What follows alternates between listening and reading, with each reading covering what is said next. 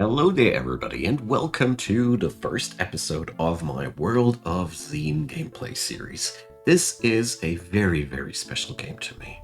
I've spent so many hours of my childhood and teenage years with this one, and up to this very day, it holds a rank of some very special turn-based combat strategy game because it has really well-made combat, a vast and wide world to explore, character development, itemization, and all those things. Sure, not on the same level as modern titles have, but it has a magnificent artwork, a really well designed world, and yeah, this game is really, really cool. And I want to invite you into this series, which will be a big playthrough of the entire thing because it's been a damn long time, pretty much. Don't know, more than 20 years since I've been able to play this through. So we're going to get started here with our starting party in the city of Vertigo. This is the starting point of Might and Magic 4. The special thing about World of Xeen is that it fuses Might and Magic 4 and Might and Magic 5 into one big game where you get to play the content of both games while having an extra story that's only available if you have those two games fused together, which gives the game a magnificent, epic ending, which it deserves. It's a real grand thing. For me personally, it is, and I hope you're going to enjoy the trip. Before I get started here, I want to say that I'd be really, really happy if you'd be checking out Patreon, PayPal, and Buy Me a Coffee as ways and means to support this channel. I got no big backing behind me, no big sponsorships or anything while I'm recording this. This sub-channel of mine isn't even monetized yet, so you'd be really giving me a hand if you'd be just considering that. But just keep watching, that's the biggest form of support anyways. Enough of the ads, let's get going. So, in the city here, this is the first starting point, and we got ourselves the starting party. I will stay with the starting party because I don't feel like it's a big downside to have it. Feel free to drop me in the comment section if you feel like I should drop one of these guys and get something particular if you are a veteran of the series. And if you are new to all that and you like retro RPGs, you shouldn't miss out on that one. This is really a classic in many, many ways. So we're going to say hi to our first enemy, Slime. And over here we have our combat controls, direct attack, on the next best enemy, spell casting, item using. It's pretty straightforward. And so is our first enemy. The slimes here aren't too much of a big deal. The city here is featuring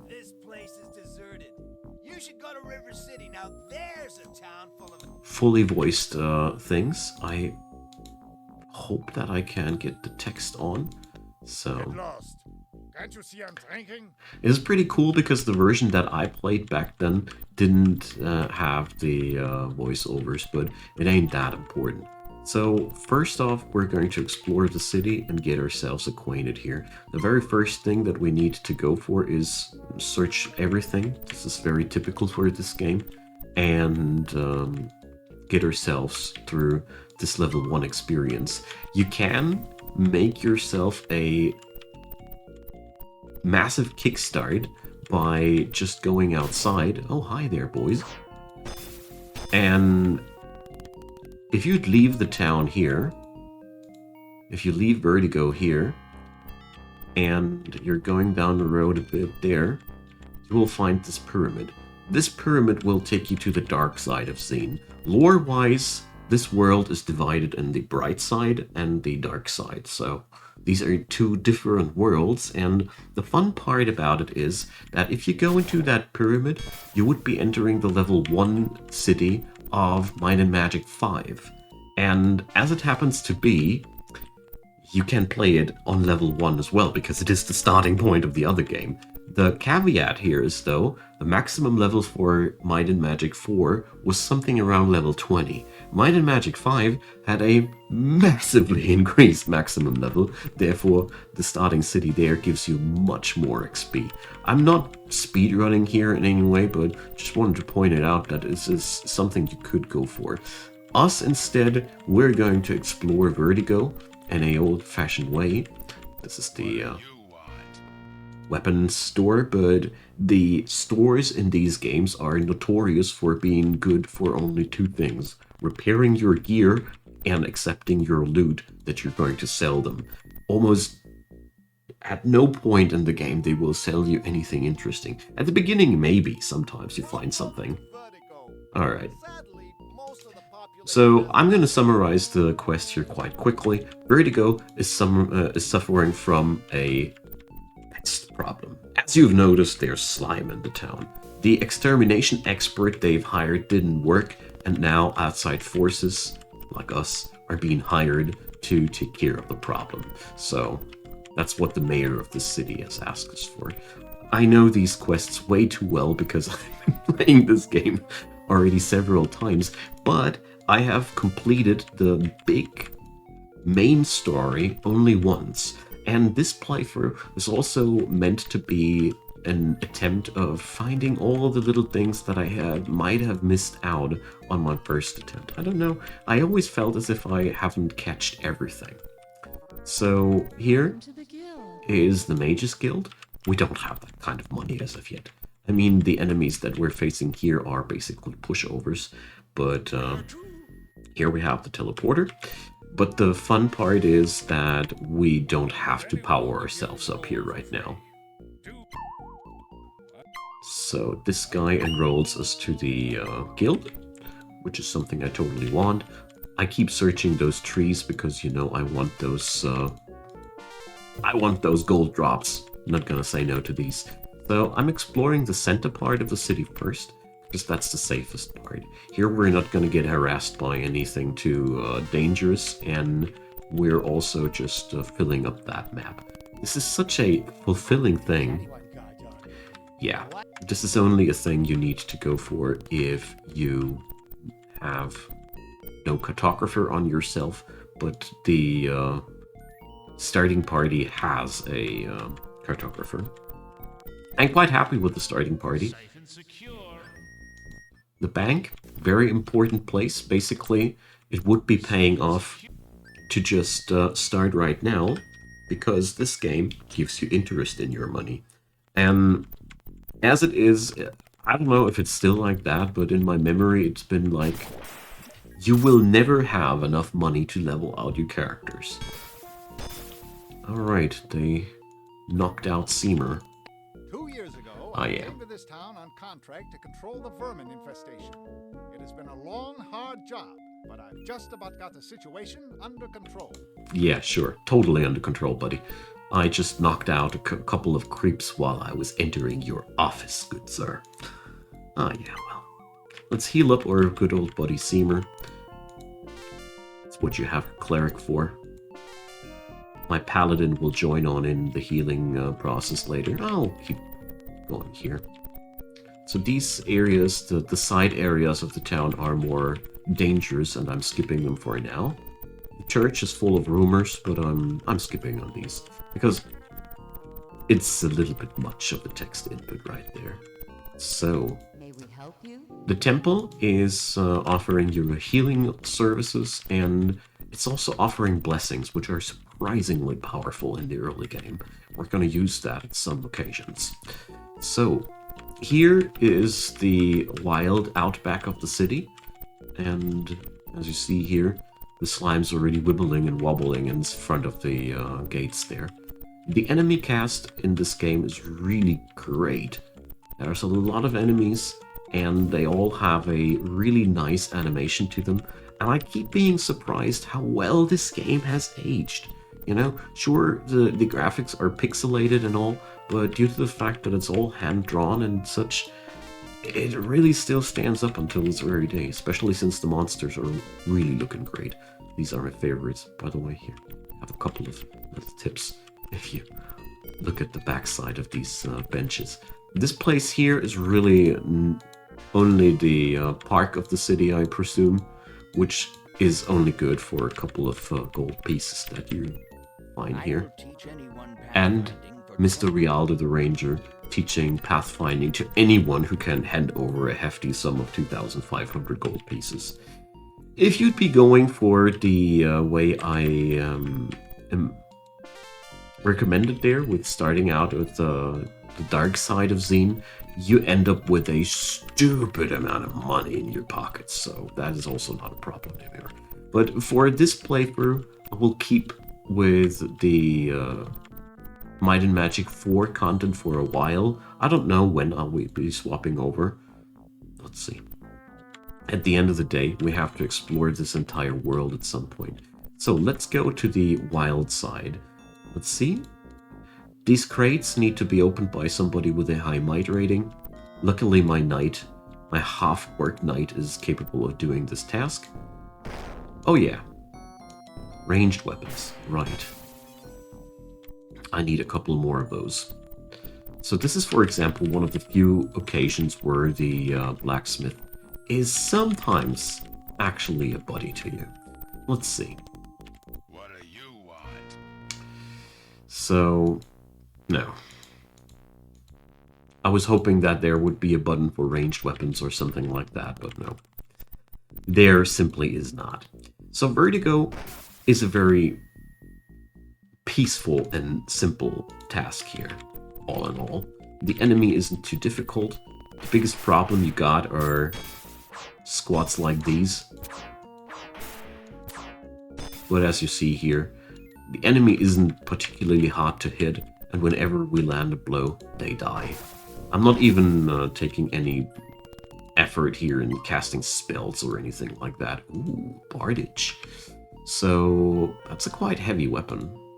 And considering that my knight is currently just running around with a short sword, probably want to upgrade that. Two-handed weapons hit quite hard, with the downside that your defenses are suffering, of course. So, let's move on. Ow. Alright. I'm still not willing to sleep here because, you know, I still got spell points. And therefore...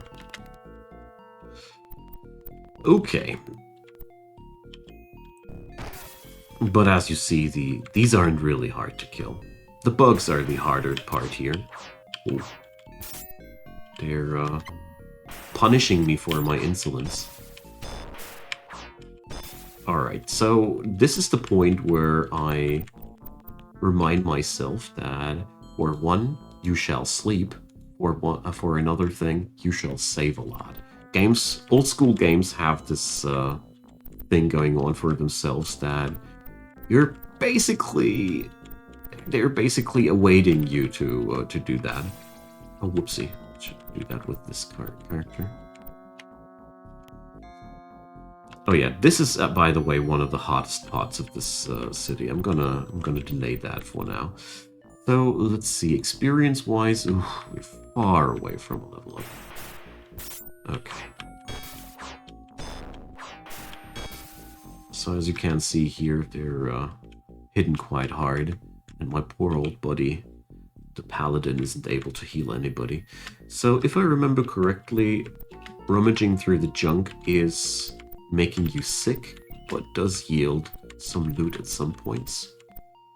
Ah, well, let's take that later. This is a very scary fight after all. Probably one of the scariest fights in Vertigo, by the way. So, alright, she's knocked out.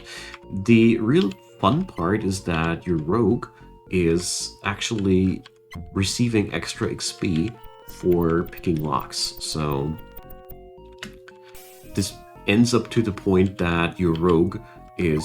Oopsie. Hotkeys aren't on the spot yet.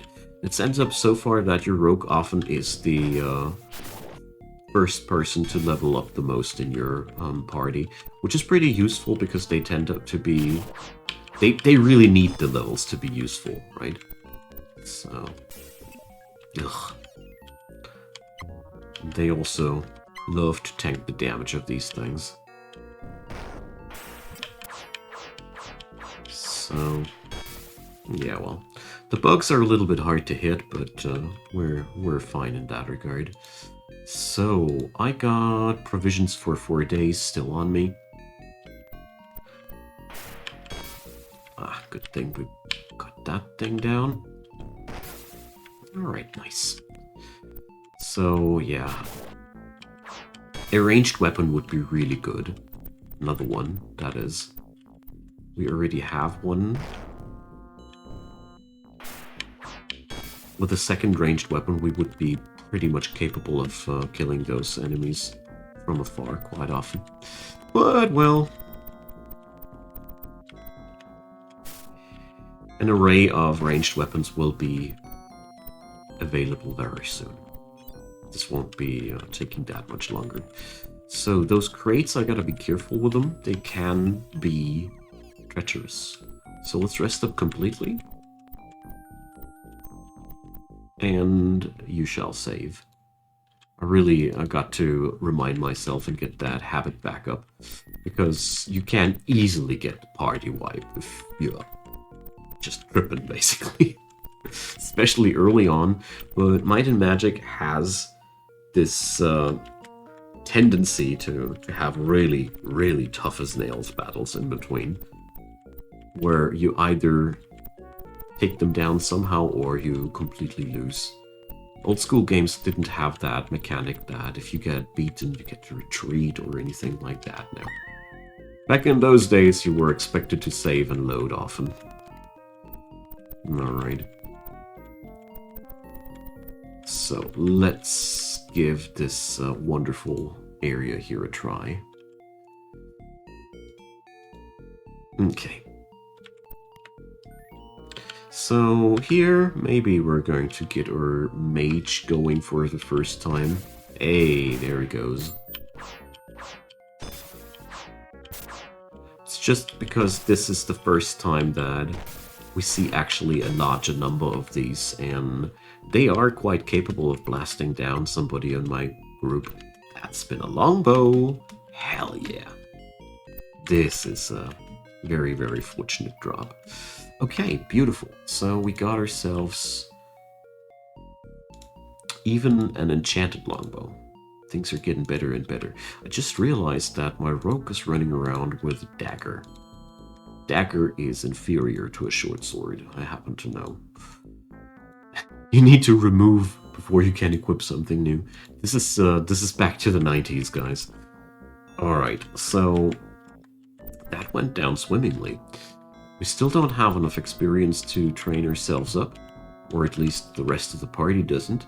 My rogue has, but we're going to delay that until it's time for this. Okay, off to the finale. This is now the most dangerous part of Vertigo, namely Joe's warehouse.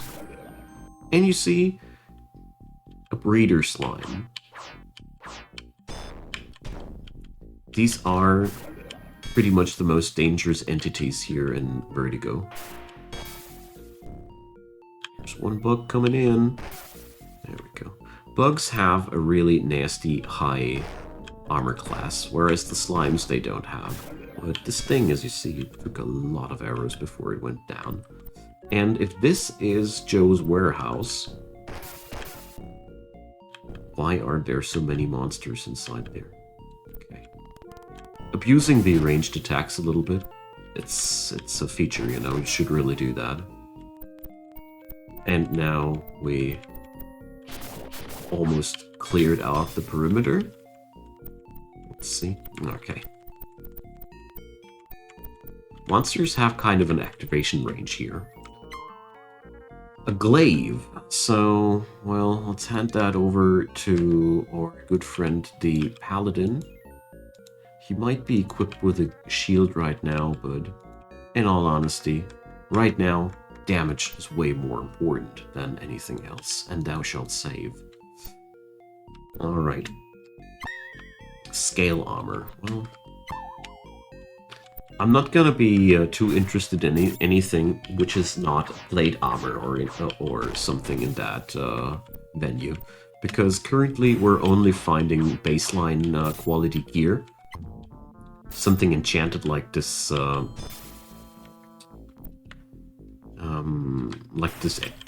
bow is really out of the ordinary.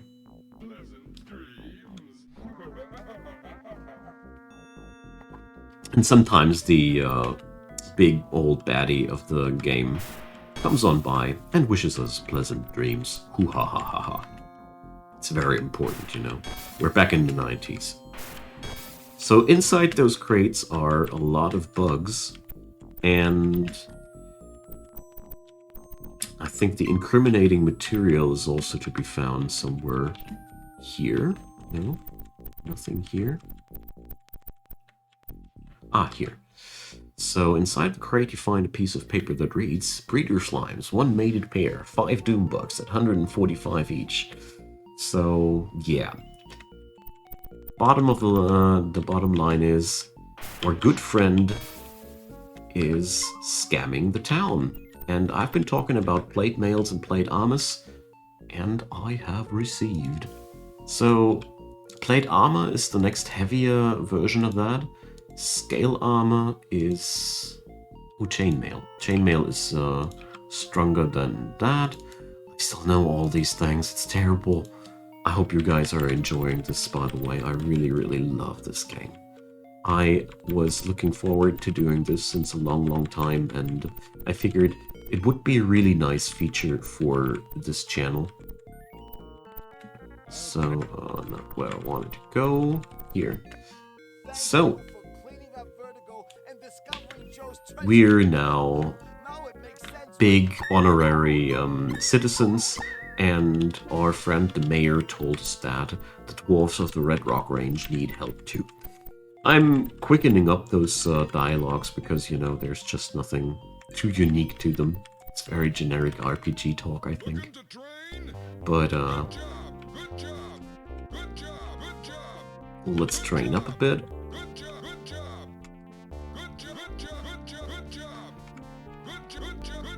There we go.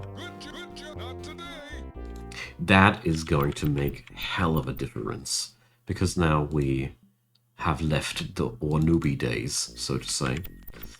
Okay, let's see if my rogue is good enough to steal out of these thingies now.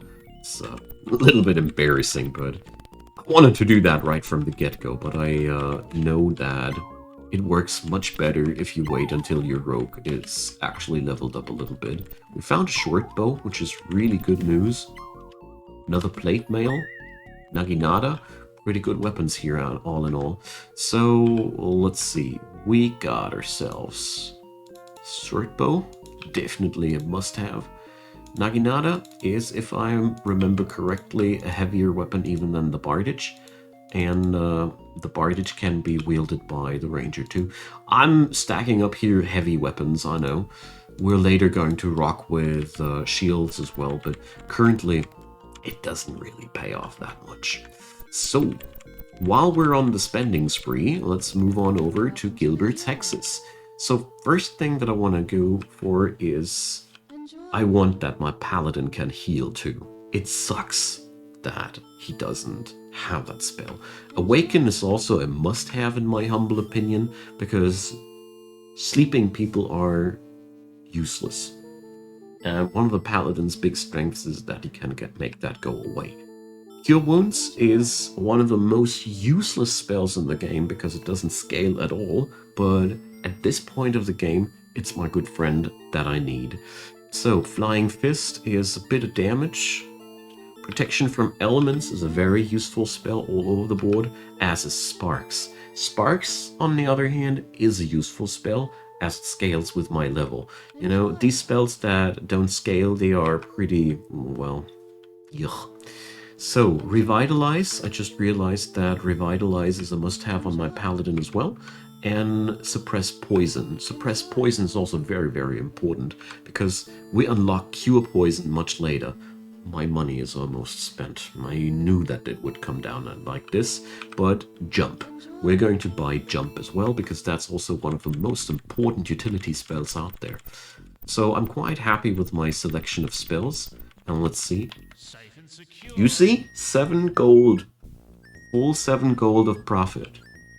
That's why we're going to invest our gold here furthermore, as we will our gems. This does pay off in the long run, because the game has a finite creation system.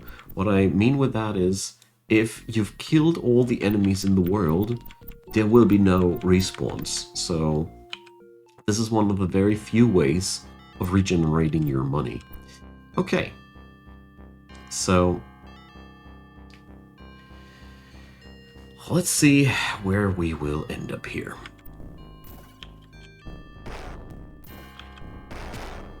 As you see here, these orcs, they are quite a different caliber, and they're the first enemies that also drop some gold here.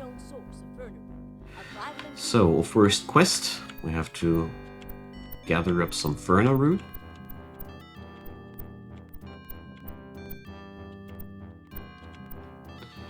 Currently my party can swim. Waters of Power, okay. 25 virtual HP, let's pick that up. There's so many little buff things in the world. So many, as a matter of fact, that the game takes auto notes for you, so you don't have to remember where these things are. These are quite important, as there are stupidly many little areas where you have to pass a skill check, where you have to have a certain level of strength, a certain level of intelligence, whatnot. And yeah. These can become quite important, and luckily the game does write them up for you. So we're gonna save the game here at this point, because, you know, thou shalt save. Exploring the wilds is a very, very dangerous task. You see those X and Y coordinates there? Whenever we reach the end of one of those grids, we change the sector. And sometimes sector change means that a lot of things in terms of power shift towards unbearable strength. Some enemies here are just wild. If we'd be meeting a dragon right now, he'd be just sneezing and my entire party would be dead. Therefore, whenever you have this please wait, that means you've crossed the border of a sector. And that's a point where you should usually save. We're going to enter the Red Dwarf Mines here. Alright. As you see, we're not seeing anything. That's where your paladin comes in handy. And we've entered the Red Dwarf Mines. One of my favorite starting dungeon areas. It's so much fun here. Okay. We're just starting out with some really harmless enemies, giant bats. Notoriously hard to hit. But that's pretty much it. So, mine 1, mine 2, mine 3, mine 4, mine 5. There we go. That's the start of a huge, beautiful journey. So currently, we're not strong enough to open those boxes. So you see, it begins. Let's see, can this thing pack me to Vertigo? No. Alright. We need to feed it with mine 1, mine 2, blah.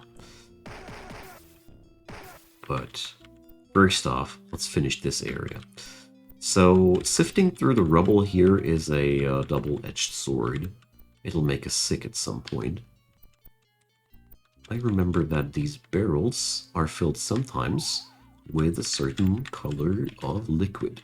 So, red liquid in this game, if it is red, it increases strength. There's a strict color coding in this game, and white is luck. So, I'm gonna feed that to my rogue, but I don't know what luck is actually. I think luck is actually a very universal stat. Might, though, I'll be dumping all that on my knight, so he'll be able to pass all those skill checks down the road. And believe me when I say some of these skill checks are insane, needing numbers beyond the 200 and such. Oh yeah. That is looking fancy. So, especially another plate mail. I mean, if I drop defenses by going for two-handed weapons, might as well power myself up with some plate armor. Okay, so here we see the first crazed dwarf. Oh, mad dwarf, I'm sorry, man. There we go. Plate armor. This is the big brother of the plate mail, so let's equip that quickly. And I'll be exploring the opposite room. And after that, it's time for the outro.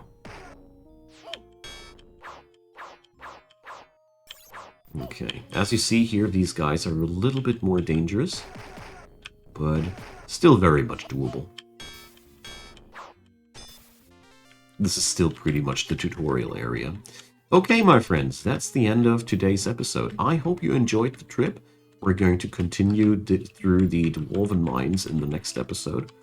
I am not sure if we're going to make it out of the mines at until the end of the next episode, because this is actually a pretty big chapter in the beginning of Might and Magic 4.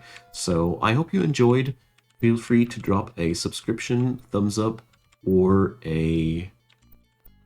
well, share it with your friends, whatever. I'd be really happy to have a couple of people here.